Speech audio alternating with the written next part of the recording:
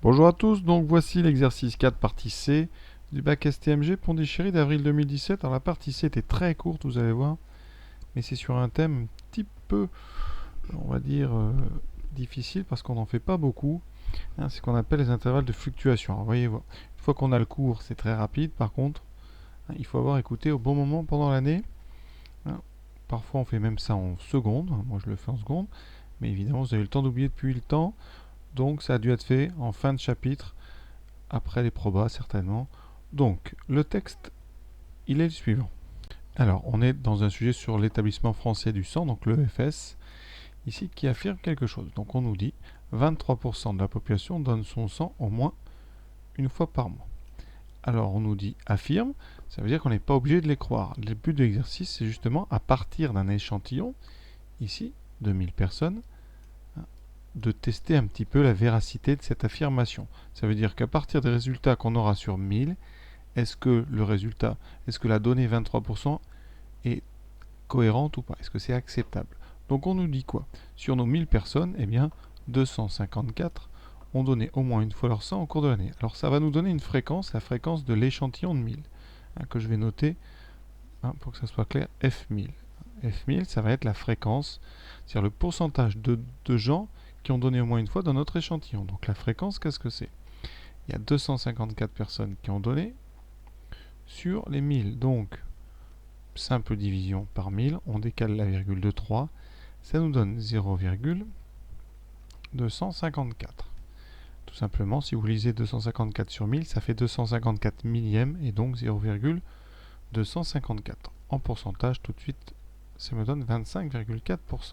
Alors, est-ce que c'est normal? Donc, bilan, dans la population totale, la proportion P, c'est 23%. Et dans notre échantillon, on vient de dire que c'était 25,4. Donc qu'est-ce qu'on peut se dire? On peut se dire, bon, est-ce que ce 23% n'est pas un peu sous-évalué, par exemple, puisqu'on a beaucoup plus, on a 25,4. Voilà. Et donc on est face à un problème qu'on appelle la fluctuation. Ça veut dire que quand on prend une certaine proportion dans une population et qu'on prend un échantillon, eh bien, vous n'êtes pas sûr, évidemment, d'avoir 23% exactement de gens qui donnent leur sang. Donc ça va fluctuer autour de 23%. La question qu'on se pose, et le problème auquel on va répondre, c'est bien que c'est assez encadré. En maths, on sait, et ça c'est le cours qu'il faut connaître, il y a deux choses à savoir, et je vais vous mettre les deux propriétés, enfin la définition et la propriété qu'il faut connaître, et ça sera tout. Alors, la première chose à connaître, c'est ce qu'on appelle l'intervalle de fluctuation au seuil de 95%. Cet intervalle, il est donné quand on connaît la proportion totale, ici c'est 23, donc ici on va mettre P égale donc 23, c'est-à-dire 0,23, et on va bien tout simplement pouvoir établir ce qu'on appelle l'intervalle de fluctuation à 95%. Cet intervalle, ces bornes, c'est P-1 sur racine de n, donc avec P qui est la proportion dans la population, donc ce 23, et n, c'est la taille de l'échantillon. Donc ici, on a un échantillon de 1000, donc n égale 1000. Donc on va prendre la machine, on va calculer P-1 sur racine carrée de n, et on calculera P plus 1 sur racine carrée de n. Alors la calculatrice me donne donc 0,198, 37, etc. Donc on va garder les 4 chiffres après virgule, donc on va faire 19,83. Alors il est d'usage d'arrondir pour la borne ici de gauche un petit peu avant, donc on garde 83 et pas 84. Et pour P plus 1 sur racine n, on a 0,2616, donc normalement on doit arrondir à 17. Bon, après si vous ne faites pas ça, c'est pas dramatique. Ça nous donne donc un intervalle qu'on appelle l'intervalle ici de fluctuation à 95, qui est donc l'intervalle 0,1983. Donc si vous voulez, on va même arrondir à 3 chiffres après la virgule. Et ensuite, on va faire 0,262. On a dit on arrondit un petit peu plus gros. Voilà, alors cet intervalle, donc je répète, c'est l'intervalle de fluctuation. Qu'est-ce qu'on sait? Eh bien, on sait que si on prend un échantillon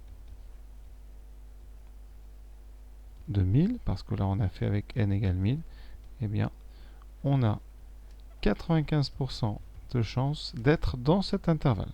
95% de chance d'être dans cet intervalle. Ça veut dire que de tous les échantillons qui existent, 95% sont entre ces deux valeurs. En tout cas, une fréquence ici entre ces deux valeurs. D'accord? C'est pour ça qu'on appelle ça l'intervalle de fluctuation à 95. Vous n'avez donc que 5% de chance d'être en dehors. Je répète, 5% de chance. 5% c'est 1 sur 20. Donc dans 19 cas sur 20, vous serez dans cet intervalle. Donc ici, qu'est-ce qu'on va faire ensuite? Eh bien, il y a deux cas. Soit vous êtes dans cet intervalle avec votre résultat, soit vous n'y êtes pas. Ici, nous, on a 25,4 pour f observé. Donc ici, eh bien, notre fréquence observée, donc f1000, c'est donc 0,254. Et ça, eh bien, on voit bien, c'est dans cet intervalle. Donc, vous allez voir, on va dire qu'il n'y a rien d'inquiétant, c'est tout à fait normal. Or, eh bien, f1000 appartient bien à 0,198, 0,262. Donc, eh bien, on ne peut pas mettre en doute, en fait, l'affirmation. On ne peut pas mettre en doute l'affirmation de l'EFS. Et l'unique propriété que vous avez à connaître, c'est celle-ci. Donc une fois qu'on a l'intervalle de fluctuation, donc P moins 1 sur racine n, P plus 1 sur racine n, eh bien il y a deux cas. Si votre fréquence de l'échantillon est dans l'intervalle, on accepte l'hypothèse. Alors après il y a un petit peu de langage technique, mais on ne le met pas. Nous on va mettre si f appartient à i, on accepte. On accepte l'affirmation, 23%. Si on n'est pas dedans, on va rejeter l'affirmation, ou en tout cas on émet un doute. Ça veut dire qu'il y a peut-être un problème. Voilà, c'est tout. On ne va pas aller plus loin. Donc, seule chose donc ici à retenir vraiment, c'est la formule P moins 1 sur racine de n et P plus 1 sur racine de n, qui sert à déterminer ce qu'on appelle l'intervalle de fluctuation à 95%. Et ça, vous l'utiliserez dans le cas où on vous le demande déjà, et dans le cas où vous avez eh bien, la proportion ou la fréquence dans la population globale. Et ça vous servira à l'aide d'un échantillon à tester justement cette valeur et émettre un doute ou pas. Voilà.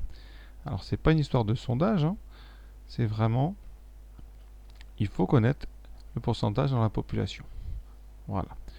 Donc on va pas faire plus que ça sur cette vidéo parce qu'il faudrait carrément faire un cours entier sur ça. Mais vraiment, vous retenez bien ce qui est en rouge. P, c'est donc le 23%. N, c'est 1000. De toute façon, vous voyez, en général, dans le texte, il n'y a pas beaucoup de chiffres. Donc, vous avez P ici. Voilà. Ensuite, vous donnera une fréquence, c'est-à-dire un nombre dans un échantillon. Vous calculerez avec ça 25,4. Et vous testerez si ce nombre est dans l'intervalle de fluctuation à 95%. Donc voilà, c'est pas évident, j'avoue. Mais vous voyez, il n'y a quand même qu'une seule chose à connaître, c'est ce petit intervalle qui est en rouge. Voilà.